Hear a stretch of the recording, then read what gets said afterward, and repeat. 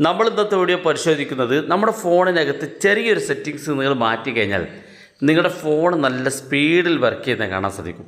നല്ല സ്പീഡിൽ വർക്ക് ചെയ്യും. നിങ്ങളൊന്ന് ട്രൈ ചെയ്ത് നോക്കുക. നല്ല സ്പീഡ് എന്ന് പറയുമ്പോൾ സാധാരണ നമ്മുടെ മൊബൈൽ ഫോണിനകത്ത് ഇതുപോലെ ആപ്പുകളൊക്കെ നമ്മളിങ്ങനെ സ്ക്രോൾ ചെയ്യുന്ന സമയത്തൊക്കെ വളരെ ഫാസ്റ്റായിട്ട് വർക്ക് ചെയ്യും. മാത്രമല്ല നിങ്ങളൊരു ആപ്പ് ഓപ്പൺ ചെയ്യുമ്പോൾ തന്നെ വളരെ വേഗത്തിൽ അത് ഓപ്പൺ ചെയ്ത് തരികയൊക്കെ ചെയ്യും. അപ്പോൾ നിങ്ങളുടെ ഫോണിനകത്ത് നല്ല സ്മൂത്തായിട്ട് വർക്ക് ചെയ്യാൻ വേണ്ടി, വളരെ ഫാസ്റ്റായിട്ട് വർക്ക് ചെയ്യാൻ വേണ്ടി ചെറിയൊരു സെറ്റിങ്സ് ഞാൻ കാണിച്ചുതരാം. വീഡിയോ മുഴുവനായിട്ട് കാണാൻ നിങ്ങളുടെ സുഹൃത്തുക്കൾ കൂടി ഷെയർ ചെയ്ത് കൊടുക്കുക. ചെറിയ ഒരു സെറ്റിങ്സാണ്. നിങ്ങളുടെ ഫോണിൻ്റെ സെറ്റിങ്സ് ഓപ്പൺ ചെയ്യുക. സെറ്റിങ്സ് ഓപ്പൺ ചെയ്തിട്ട് സെറ്റിങ്സിനകത്ത് ഏറ്റവും മുകളിൽ നിങ്ങൾക്ക് സെർച്ച് ചെയ്യാനുള്ള ഓപ്ഷൻ ഉണ്ടാകും. അവിടെ നിങ്ങൾ ജസ്റ്റ് റാം എന്ന് ഇതുപോലെ സെർച്ച് ചെയ്ത് കൊടുക്കുക. ജസ്റ്റ് റാം എന്ന് സെർച്ച് ചെയ്ത് കൊടുത്താൽ മതി. അപ്പോൾ ഇവിടെ മുകളിലായിട്ട് റാം എന്ന് കാണാൻ സാധിക്കും. ഈ കാണുന്ന റാം ഇതുപോലെ കാണാൻ സാധിക്കും. അതിനകത്ത് ക്ലിക്ക് ചെയ്യുക. ക്ലിക്ക് ചെയ്യുമ്പോൾ താഴെ ഭാഗത്തേക്ക് വരുമ്പോൾ ഇവിടെ റാം എന്നുള്ള ഒരു ഓപ്ഷൻ കാണും. നിങ്ങളുടെയൊക്കെ ഫോണിനകത്ത് ഉണ്ടാകും റാം. ഈ റാം എക്സ്റ്റെൻഡ് ചെയ്യുന്നൊരു സൗകര്യമുണ്ട്. അത് റാം എക്സ്പാൻഷൻ ചെയ്യുന്നൊരു ഓപ്ഷൻ ഉണ്ട്.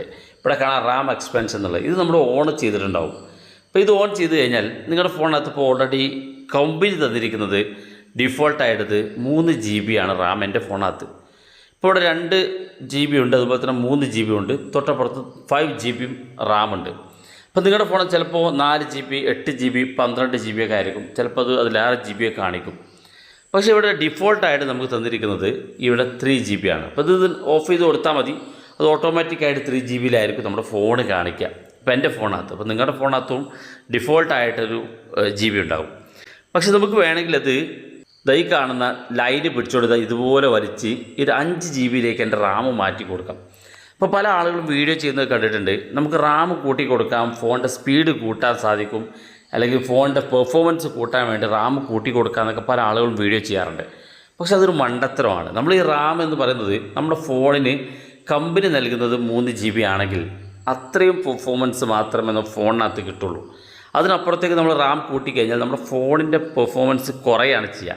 അതിന് പ്രധാന കാരണം നമ്മുടെ ഫോൺ വർക്ക് ചെയ്യണമെന്നുണ്ടെങ്കിൽ ആ ഫോണിന് നൽകിയിരിക്കുന്ന ഒരു കപ്പാസിറ്റി ഉണ്ട്. അതിനകത്ത് അപ്പുറത്തേക്ക് നമുക്ക് റാം കൂട്ടിക്കഴിഞ്ഞാൽ നമ്മുടെ ഫോണിന് അതൊരു വിർച്വൽ റാം മാത്രമായിരിക്കും. മാനുവലായിട്ട് ആ റാം നമ്മൾ കൂട്ടി കൊടുക്കുക. അപ്പോൾ ഇതുപോലെ ലൈൻ വലിച്ചുകൊണ്ട് 5 GB നമ്മൾ നീക്കി കൊടുത്തു കഴിഞ്ഞാൽ ഫോണ് ഓവർ വർക്കിംഗ് ആയിരിക്കും.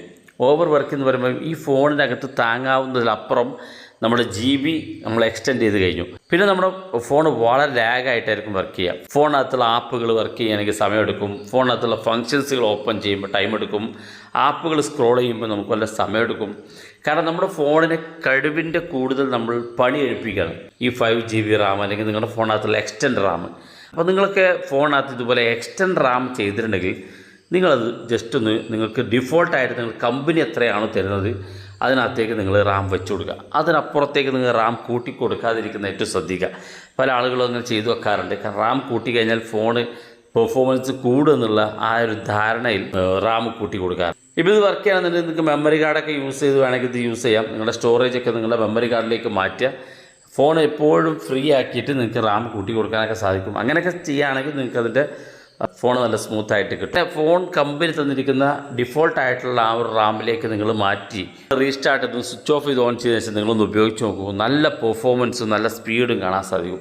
കൂടിയ റാം നമ്മൾ ഫോൺ എടുക്കുകയാണെങ്കിൽ നല്ല സ്പീഡ് കിട്ടും. പക്ഷേ നമ്മൾ ഇതുപോലെ എക്സ്റ്റെൻഡ് ചെയ്തിട്ട് റാം കൂട്ടി നമ്മൾ ഉപയോഗിക്കുകയാണെന്നുണ്ടെങ്കിൽ ഫോണിൻ്റെ സ്മൂത്തായിട്ടുള്ള വർക്കിങ്ങിനെ ബാധിക്കും. അപ്പോൾ അക്കാര്യം പ്രത്യേകം ശ്രദ്ധിക്കുക. അധികം ആളുകൾ ഇത് ഓൺ ചെയ്ത് വെച്ച് ഇതിൻ്റെ റാം കൂട്ടി കൊടുക്കുന്നുണ്ട്. അത് മണ്ടത്തരമാണ്. വീഡിയോ ഇഷ്ടപ്പെട്ടെങ്കിൽ നിങ്ങളുടെ സുഹൃത്തുക്കൾക്ക് മറക്കാതെ ഷെയർ ചെയ്ത് കൊടുക്കുക. ഇതുപോലുള്ള വ്യത്യസ്തമായ അറിവുകളുമായി നമുക്ക് അടുത്ത വീഡിയോയിൽ കാണാം.